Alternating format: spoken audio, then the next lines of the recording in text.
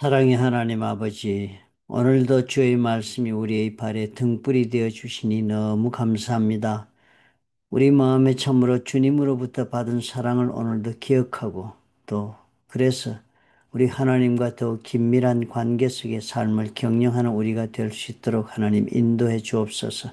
날로 더욱 가까이 주님의 임재하심 속에 우리의 삶을 의지하며 걸어가서 놀라운 능력 가운데 하나님을 감사하고 찬양하며 살 수 있도록 축복해 주시옵소서.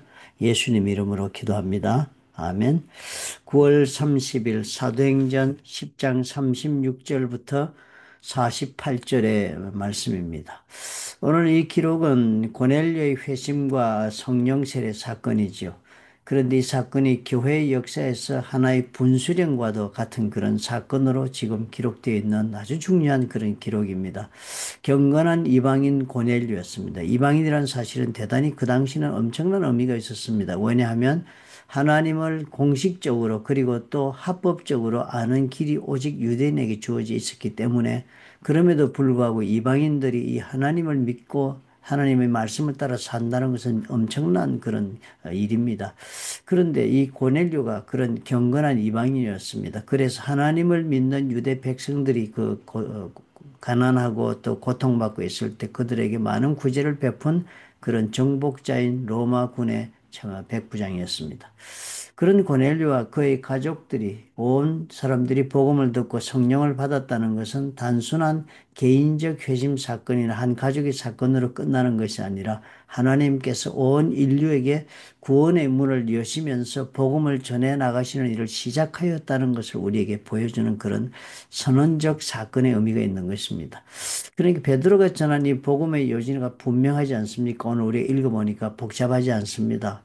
예수께서 나무에 달려 죽임을 당하셨으나 3일 만에 부활하시고 그리고 또 산자와 죽은 자의 재판장이 되셨다는 것입니다.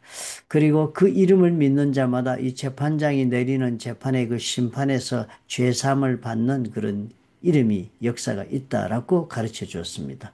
이 단순한 복음을 들을 때 이제 성령이 임하신 것입니다. 그들이 물론 믿음으로 받아들였겠지요. 그랬을 때 성령이 임하시고 아직 세례를 받기 전이었기 때문에 하나님은 믿는 자들에게 주권적으로 성령을 부어주시는 사건을 경험한 다음에 이 사람들이 모두 침례를 받았습니다.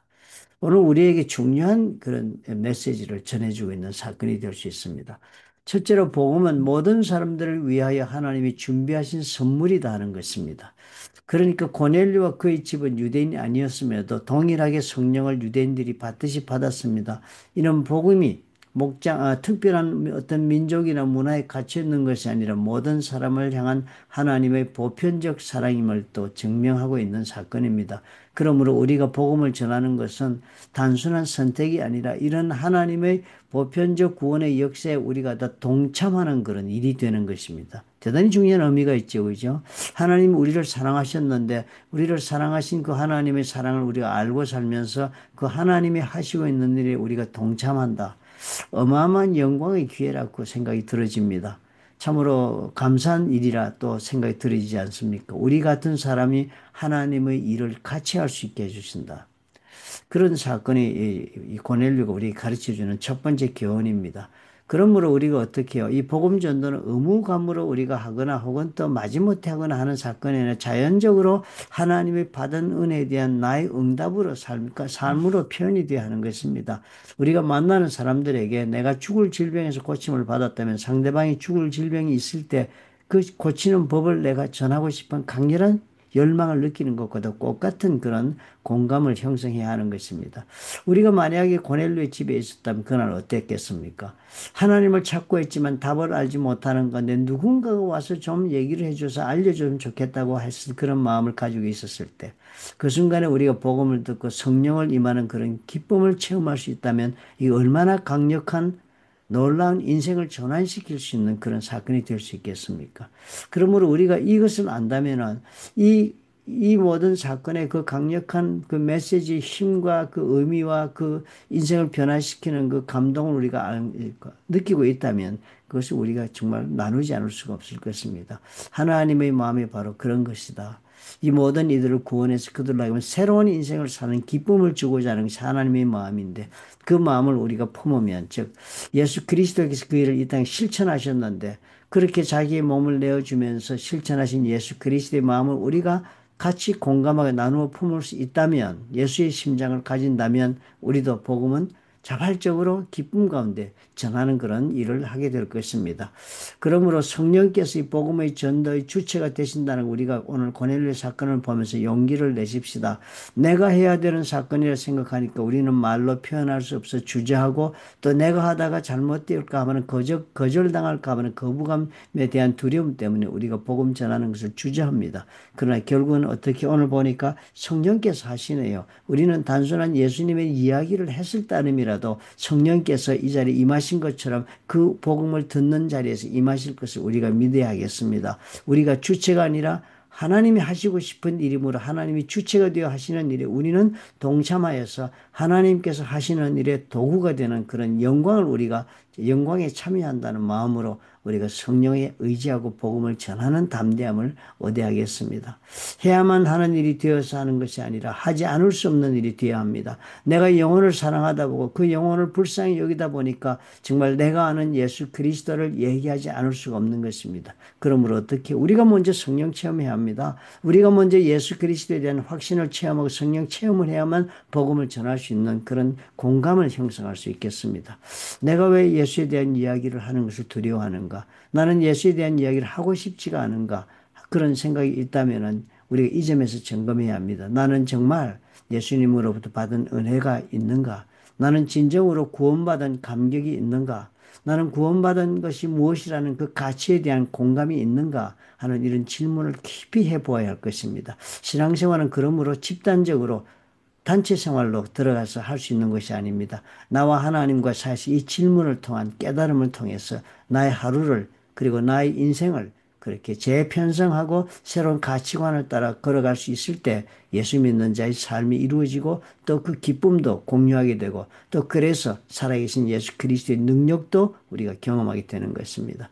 예수는 말로 믿는 것이 아닙니다. 예수는 하나님의 역사하신 성령의 증가심으로 믿는 것입니다. 우리의 삶에 예수 그리스도가 함께 하시고 역사하시고 그 일에 내가 동참하면 우리가 경험하는 것은 하나님의 능력입니다. 우리의 삶 가운데 하나님의 능력이 임하시면 내가 그 도구가 되어 쓰임받을 수 있도록 나의 영혼과 육체와 나의 삶을 하나님께서 책임져 주시겠다는 것이 마태복음 6장 33절에 예수께서 주신 약속의 언약의 말씀입니다. 오늘 우리 그 믿음을 가지고 복음을 전할 수 있는 자가 되는 자리까지 우리가 나아갈 수 있도록 각자가 하나님과 믿음의 그런 시련을 믿음의 논쟁을 또 믿음의 결론에 이르는 그런 영적 과정을 거치시기를 예수님의 이름으로 축원합니다. 우리 기도하겠습니다. 고넬료와 그의 집안에 임한 성령의 사건을 기억하며 우리도 또 주님 참으로 마음에 깨닫는 바가 많습니다. 주님께서 모든 사람에게 구원의 문을 열어주시고 모든 사람을 성령의 기름 부으심으로 하나님 앞에 자녀로 돌이키시를 원하는 것을 우리가 오늘 보았습니다.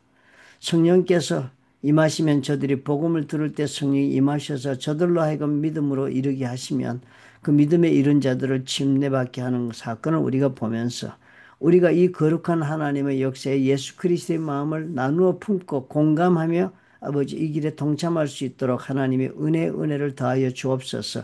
의무감이 아니라 내가 받은 사랑이 있고 내가 경험한 하나님의 능력이 있으므로 참으로 하나님의 은혜를 입지 않고는 살 수 없는 영혼들 예수 그리스도를 만나야만 더욱더 하나님께서 그들의 인생에 계획하신 바를 펼쳐줄 수 있다는 그런 간절한 기대감 속에 우리가 만나는 영혼들마다 예수를 전할 수 있는 그런 사람들이 될 수 있도록 하나님 축복해 주시옵소서.